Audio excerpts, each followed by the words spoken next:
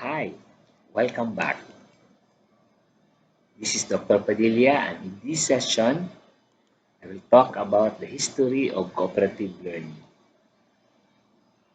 In one of the earliest books published about cooperative learning, titled Competition and Cooperation, Alport, Watson, Shaw, and Mead, social scientists, were credited for establishing the idea of cooperative learning when they found that group work is more effective and efficient than working alone.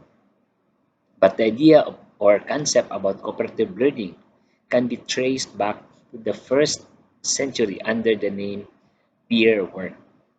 So the development of cooperative learning appeared many centuries after, in the 18th century, as schools were open to teach the students depending on peer learning groups.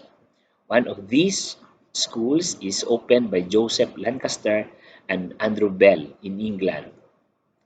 This school later opened branches in different countries, which considered as a landmark for the group work learning, especially in the beginning of the 19th century in the United States.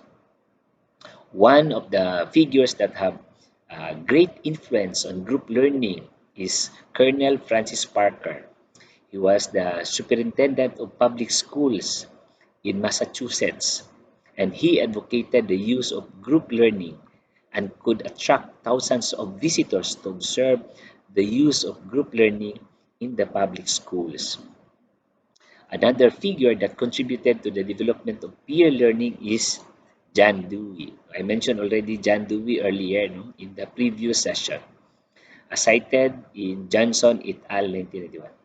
John Dewey used a peer learning method in his project, which gained its reputation in the American schools, especially at the end of the 19th century.